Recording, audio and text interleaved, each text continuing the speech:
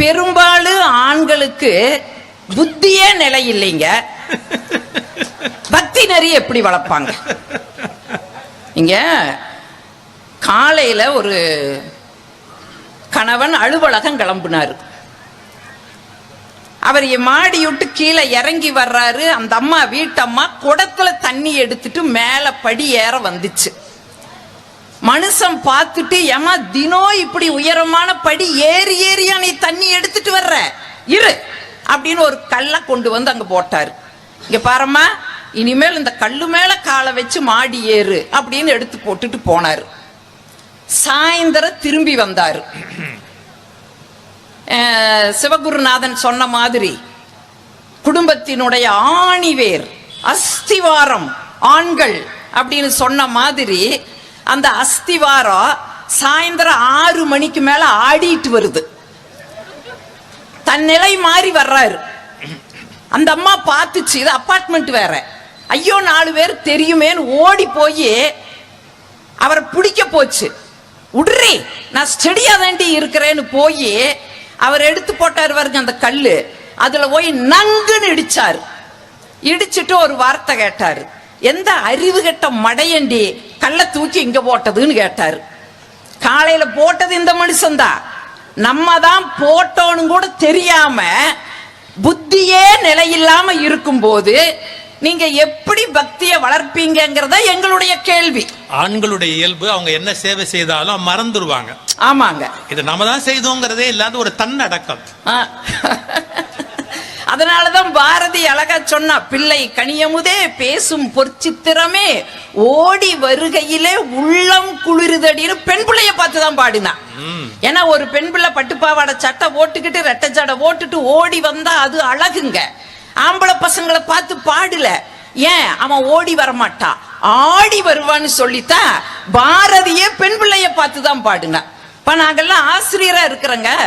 நீங்க கூட சொன்னீங்க, நம்ம உடம்புல 70% நீர் இருக்குது, அது பத்தாம சிலர் வேற நீரையும் போட்டுக்கிறாங்கன்னு சொன்னீங்க. நாங்கெல்லாம் ஆசிரியரா இருந்து அனுபவிச்சுக்கிட்டு இருக்கிறோங்க. பள்ளிக்கூடத்துல பாடம் நடத்திட்டு நீரிலும் நிலத்திலும் வாழும் உயிரினம் எதுன்னு கேட்டேன். ஒருத்த எந்திரிச்சா, பாம்பு டீச்சர் வெரி குட் உட்காரு, தவளை டீச்சர் வெரி குட் உட்காருன, முதலை டீச்சர்னா வெரி வெரி குட்னு. ஒருத்த எந்திரிச்சா, மாடசாமி டீச்சர்னா, டே மாடசாமின்னு ஒரு உயிரினமே இல்லையாடான, ஏ அப்பன் டீச்சர்னா. நீங்கெல்லாம் இங்க வந்து சொல்லிட்டு இருக்கிறீங்க பக்தி நெறிய ஆண்கள் தான் வளர்க்கிறாங்கன்னு சொல்லி. ராஜராஜ சோழனை சொன்னீங்க, உலகம் முழுவதும் பாராட்டக்கூடிய ஒரே ஊர் எது என்றால் தஞ்சாவூர். ஏன்னா அங்கு ராஜராஜ சோழன் கட்டிய கோயில் தான் இன்றும் உயர்ந்து இருக்குது.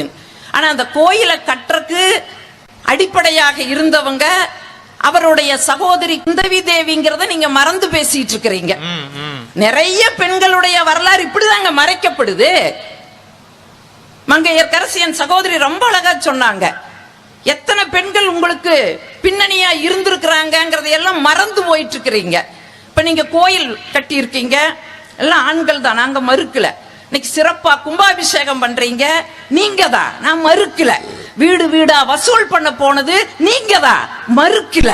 ஆனா வீடு வீடா வசூல் பண்ண போறேங்கிற வேறு வழியில மஞ்சப்பை எடுத்து கிச்சில வச்சுக்கிட்டு வசூலுக்கு நீங்க போயிடுறீங்க. வீட்டை அருங்க பார்த்துட்டா, எங்க ஆட்சிமாருக்கு தான் எங்க வீட்டை பார்த்துட்டாங்க. நல்லா வாய்க்கு ருசியா வக்கனைய ஆக்கி போட்டதா இருங்க எங்க ஆட்சிமாருக்கு தாங்க. நல்லா சாப்பிட்டு வந்து சேர்ல உட்காரு தம்பின்னு சொன்னா சேர் முழுக்க உட்கார்ந்து இருக்கிறாரு அந்த தம்பி. யாருங்க வாய்க்கு ருசியா ஆக்கி போட்டது? ஆத்துக்குள்ள நின்று அரகரா போட்டாலும் சோத்துக்குள்ள நிக்கிறாருங்க சோழீஸ்வரரு. என்ன வந்து இங்க பேசிக்கிட்டு இருக்கிறீங்க? நாங்க உங்களை மாதிரி எல்லாம் கோயில் கட்ட வேண்டாம், கும்பாபிஷேகம் பண்ண வேண்டாம். அதுக்கு தான் நம்ம ஐயப்பன் மலைக்கு எல்லாம் போயிட்டு வராங்க. ஆமாங்க ஆமாங்க, வர்றங்க வர்றங்க வர்றங்க. அடுப்பே திருப்பதி வாசலை வைகுண்டம்ங்க. அடுப்பே திருப்பதி, அடுப்பே திருப்பதி வாசலை வைகுண்டம். உங்களை மாதிரி எல்லாம் நாங்க கோயில் கட்ட வேண்டாம். ஆனா தொடங்குவாங்க, தொடங்கிறது ஆண்கள்ங்க, முடிச்சு வைக்கிறது பெண்கள். நீங்க எங்க வீட்டுலங்க ஐயப்பன் கோயிலுக்கு 40 வருஷமா மாலை போடுறாரு. இப்ப குருசாமி ஆயிட்டாரு. அவருக்கு பின்னால் 50 பேர் கோயிலுக்கு போவாங்க, மாலை போடுவாருங்க. அதோட சரி. மாலையை போடுவார், அதோட சரி. அத்தனை வேலை இன்னைக்கு நான் தான் செய்யணும். காலையில 4 மணிக்கு நான் எந்திரிப்பேன். எல்லாம் அடுப்பெல்லாம் கழுவி நரகுடம் தண்ணி எடுத்து வச்சு சாமியை வேற குளிக்க கூப்பிடணும். சாமி எந்திரிக்காது, நம்ம தான் போய் எழுப்பணும். இதுல நான் வேற தொட்டு எழுப்புனா தீட்டு. என் சகோதரி சொன்ன மாதிரி கண்டு முட்டு கேட்டு முட்டு, தொட்டா முட்டு தீட்டு. அதனால ஒரு குச்சி ஒன்று வச்சிருக்கிறேன். சாமி எந்திரிங்க சாமி, சாமி எந்திரிங்க சாமி, சாமி எந்திரிங்க சாமி. இங்க கையை ஆட்டும் போதே பயமா இருக்கு. அங்க இதை விட ஃபோர்ஸ் இல்லைங்க, அனுபவிக்கிறவங்களுக்கு தான் தெரியும் அதனோட வருத்தம் என்னன்னு. மெதுவா கையாட்டுங்கம்மா, மெதுவா. என்னமோங்க அவரை நினைச்சா எழுப்பணும். சாமி எந்திரிக்கும். சாமி வெட்டி முறிச்சு அப்படியே எந்திரிச்சு, ஏங்க குளிக்க போற சாமி கையில துணி எடுத்துட்டு போன என்னங்காச்சு? துணி எடுத்துட்டு போலாம்லங்க, எடுத்துட்டு போகாது. அந்த துணி நான் தான் தூக்கிட்டு போகணும். அந்த துணி நான் கையில தொடக்கூடாது. அதே குச்சியில கொடை பிடிச்சிட்டு போவேன், கொண்டு போய் பாத்ரூம்ல போட்டுட்டு வருவேன். நீங்க நம்ப மாட்டீங்க, அந்த 48 நாள் பேர் கிடையாதுங்க. வாங்க சாமி, உட்காருங்க சாமி, காப்பி சாமி வேணுமா சாமி, சொல்லுங்க சாமி, அடுப்பு சாமியில குண்டா சாமியை வச்சு சாமி, சூடு சாமி செஞ்சு சாமி, டம்ளர் சாமியில ஊத்தி சாமி, தீப்பாய் சாமியில வைக்கிறன் சாமி, கை சாமி படாம சாமி, எடுத்து சாமி, நாக்கு சாமி படாம சாமி, காளி டம்ளர் சாமி டீப்பாயில வையுங்க சாமி, ஜலதார சாமியில போட்டுருங்க சாமி. ஏங்க இதெல்லாத்தையும் விடங்க, ஆசையா 2 நாய் வளர்த்துறோம், பப்பி சீசர்னு. அதுக்கு பேர் கிடையாதுங்க. பப்பி சாமி, சீசர் சாமி, எல்லாம் சாமி. குளிச்சுட்டு வருங்களா, பூஜைக்கு நான் தான் எல்லாம் எடுத்து வைக்கணும். அத்தனையும் எடுத்து வச்சிருப்பேன். வந்து உட்கார்ந்துக்கிட்டு சரணகோஷம் போடணும். தூங்குற குழந்தையில் எழுப்பு. அது 2 கொட்டாவி விட்டுட்டு ஜொல்லொலிக்கிட்டு படுத்துட்டு இருக்குது. நான் போய் தங்கங்கள எந்திரிங்க, தங்கங்கள எந்திரிங்க, அப்பா சாமி சாமி கும்பிடுறாரு, அப்பா சாமி சாமி கும்பிடுறாரு, எந்திரிங்க சாமி, எந்திரிங்க சாமி. அதுக்கு 2 எந்திரிச்சு வந்து உட்கார்ந்து, இவரு சாமியே சரணம் ஐயப்பா, இவரு அந்த 2 சாமியே காப்பி ஐயப்பா. இத்தனை கலவரம் நடக்குதுங்க. ஆனா இதையெல்லாம் தாண்டி நீங்க 48 நாள் கருப்பு வேட்டி கட்டி விரதம் இருக்கிறீங்க. அந்த 48 நாளும் நாங்கள் கருப்பு ஆடை அணியாமலேயே உங்களுடைய விரதத்துக்கு நாங்க துணை செய்யறோமே. ஏன் இது பக்தி இல்லையா? நன்றி வேண்டாம் கொஞ்சமாவது? இல்ல என்ன வந்து இங்க பேசிட்டு இருக்கிறீங்கன்னு நான் கேக்குறேன். மோகன் சாமி சொல்லுங்க சாமி. நடுவர் அவர்களே, பெண் சக்தியின் வடிவம்ங்க. நீங்க ஒண்ணு வேண்டாம், வீட்டுல சாமி கும்பிடும்போது பாருங்க, விநாயகர் சதுர்த்தி அன்னைக்குங்க எல்லா பலகார பச்சனம் எல்லாம் பண்ணி கொலக்கட்டை எல்லாம் பண்ணி வச்சுட்டு சாமியை கும்பிட்டோம். பொட்ட பிள்ளை சாமியவே பார்த்துட்டு கும்பிட்டு இருக்குது. என் பையன் பலகாரத்தையே பார்த்துட்டு நிக்கிறான். என் புள்ள சொல்லுது, டே சாமி அங்க இருக்குதுடா, அங்க பார்த்து கும்பிடு, அங்க பார்த்து கும்பிடுங்குது என் புள்ள. இவன் சொல்றா, சாமி அங்கதான் இருக்குது, சரக்கெல்லாம் இங்கதான் இருக்குதுங்கிறான். பெண்களுடைய அறிவு ஆராதிக்கும் அறிவுங்க. ஆனா ஆண்களுடைய அறிவு ஆராய்ச்சி அறிவு. உங்க பக்தியிலேயே நம்ம தெரிஞ்சுக்கலாம். ஒண்ணு வேண்டாம், ஒரு பொம்மையை கொண்டு போய் ஒரு பெண் பிள்ளை கிட்ட கொடுத்து பாருங்க, அது அப்படியே பாக்கு, அதுக்கு ஜட போடு, ஒரு துணி எடுத்து கட்டி விடு, பொட்டு வச்சு விடு, முடிஞ்சா ஒரு தொட்டில் கட்டி அதுல போட்டு தாளாட்டு. இதையா ஆம்பளை பசங்க கையில கொடுங்க, மேலையும் கீழையும் பாப்பா, கைய திருவுவா, காலை திருவுவா, தலைய திருவுவா, உள்ள இருக்கிற பேட்டரி எடுப்பா, இந்தா அப்படின்னு வச்சுட்டு ஓடிடுவா. இதுல இருந்த உங்களோட நெறி என்னங்கிறது தெரிஞ்சிருது இல்லைங்களா? இன்ஜினியருடைய அறிவு, அதாங்க ஆராய்ச்சி அறிவு. பெண்களுக்கு ஆராதிக்கும் அறிவு, அதுதாங்க பக்தி நெறி நாங்க சொல்ல வர்ற. இங்க வகுப்புலிங்க காலாண்டு பேப்பர் திருத்தினேன், திருத்தி எல்லாம் கொடுத்தேன். பார்த்தா பெண் பிள்ளைகள் எல்லாம் அடா அடா அடா 80, 85, 90, 95 ஒரே மகிழ்ச்சி.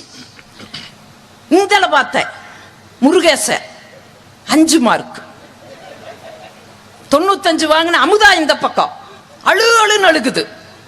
5 மார்க் வாங்கின முருகேச ஆஹான்னு சிரிக்கிறான். நான் அமுதாவை கூப்பிட்டேன், அமுதாவா ஏன் கண்ணு அழுகிற? 95 மார்க் வாங்கிட்டியல சாமி, உனி எதுக்கு சாமி அழுகிறேன்னு. இன்னொரு 5 மார்க் வந்திருந்தா 100 மார்க் வந்திருக்குங்க டீச்சர், எங்க அப்பா அம்மா சந்தோஷப்பட்டிருப்பாங்க டீச்சர், எங்க போச்சுன்னு தெரியலைங்க டீச்சர்னு அது அழுகுது. இந்த பாக்குறங்க கெக்க புக்கேன்னு முருகேசன் சிரிக்கிறான், தாங்க முடியல என்னால. சகோதரர் சிரிக்கிற மாதிரியே சிரிக்கிறான். முருகேசா ஓடங்க அங்க பாருடா. அமுதா 95 மார்க் வாங்கிட்டு அழுதுட்டு இருக்குது, 5 மார்க் வாங்கிட்டு கெக்க புக்கன்னு சிரிக்கிற, வெக்கமா இல்லைன்னு. அவன் சொன்ன போட்டு உனக்கே வெக்கம் இல்லை, எனக்கு எதுக்கு வெக்கம்னா சொல்லிட்டு ஒரு வார்த்தை சொன்னான் பாருங்க. டீச்சர் அந்த சிஸ்டருக்கு என்ன பிரச்சனை, என்ன பிரச்சனை அந்த சிஸ்டருக்கு? 5 மார்க் குறையுதுன்னு தான் அழுகுது. இந்தாங்க இந்த 5 மார்க்கை டிரான்ஸ்ஃபர் பண்ணுங்க. டிரான்ஸ்ஃபர் பண்ணிட்டு இருக்கிற கூட்டம் எல்லாம் இங்க வந்து பக்தி நெறிய நாங்க தான் வளர்த்துறோம், பக்தி நெறிய நாங்க தான் வளர்த்துறோம்னு என்னங்க நீங்க பேசிட்டு இருக்கிறீங்க நான் கேட்கிறேன். கொத்தமங்கல சுப்பு ரொம்ப அழகா சொன்னாருங்க. கடவுள் விண்ணை படைத்தான், மண்ணை படைத்தான், மலரையும் படைத்தான். இவற்றையெல்லாம் படைத்து சலித்து போன இறைவன் கடைசியிலே பெண்ணை படைத்து தன்னை திருப்திப்படுத்தி கொண்டான்னு சொல்லி அந்த கொத்தமங்கலம் சுப்பு சொல்றாருன்னு சொன்னா, அதனால தாங்க எல்லா இடங்களிலும் கடவுளை பார்க்க முடியாது என்பதற்காகத்தான் ஒவ்வொருவருடைய வீட்டிலும் தாய் இருக்கிறாங்க, தாய் இருக்கிறா. நீங்க தாய்க்கு எவ்வளவு ஒரு ஆற்றல் தெரியுமா? என்னமோ சொன்னீங்க நீங்க 60 பேர் ஆண்கள், 5 பேர் தான் பெண்கள், 3 பேர் தான் பெண்கள் அப்படின்னு எல்லாம் சொன்னீங்களே. நான் உங்களை பார்த்து கேட்கிறேன், 60 பேர் ஆண்களா இருந்தாலும் கூட என்னை பேணும் அம்மைகான்னு சொல்லி, அதாவது தாய் இல்லாதவன், தந்தை இல்லாதவன், மலமற்றவன் என்று சொல்லக்கூடிய இறைவனே என்னை பேணும் அம்மைகான்னு சொல்லி யாரைங்க சொன்னாரு? காரைக்கால் அம்மையாரத்தானே சொன்னாரு. நீங்க படத்தை பாருங்க, எல்லா அடியார்களும் நின்று கொண்டு இருப்பார்கள், காரைக்கால் அம்மையார் மட்டும்தான் அமர்ந்த கோலத்தில் இருக்கிறாங்கன்னு சொன்னா, எங்க பக்தி நெறிக்கு உங்க பக்தி நெறி ஈடாகுமா நான் கேட்கிறேன்.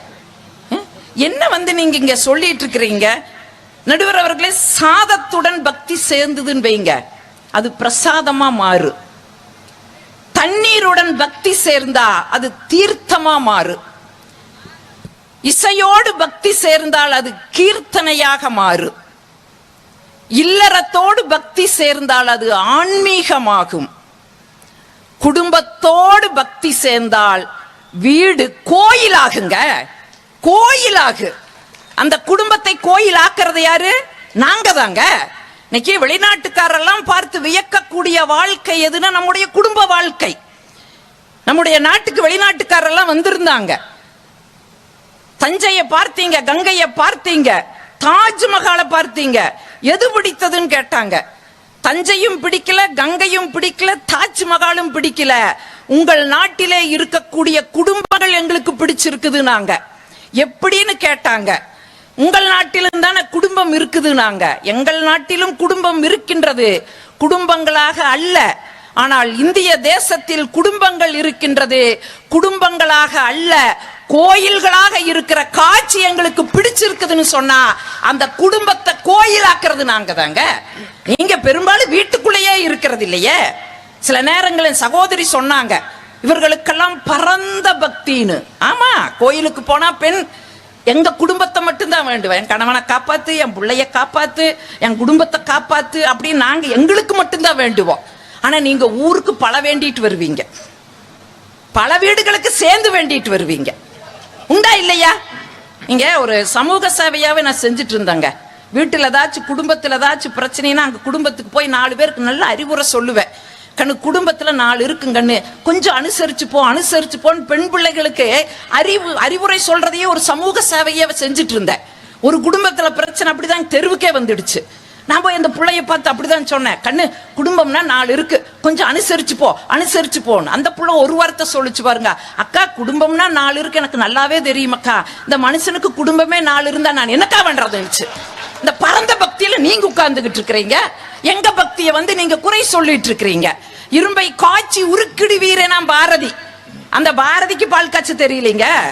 செல்லம்மா பாரதி ஊருக்கு போயிட்டாங்க, பாண்டிச்சேரியில் இருந்தாரு பாரதி. பாரதிதாசன் பார்க்க வந்தார், வீடே புகை மண்டலம். பால் காய்ச்சறாரு. பால் காய்ச்ச தெரியல. பாரதிதாசன் நான் காய்ச்சிட்டானாரு. சரி காய்ச்சினாரு, அவருக்கும் காய்ச்ச தெரியல, விட்டுட்டு போயிட்டாங்க. அடுத்த நாள் வந்து பார்த்தா எந்த இடத்துல பால் காய்ச்சினாரோ அதே இடத்துல பாரதி தலைய வச்சு படுத்துக்கிட்டு இருக்கிறாரு.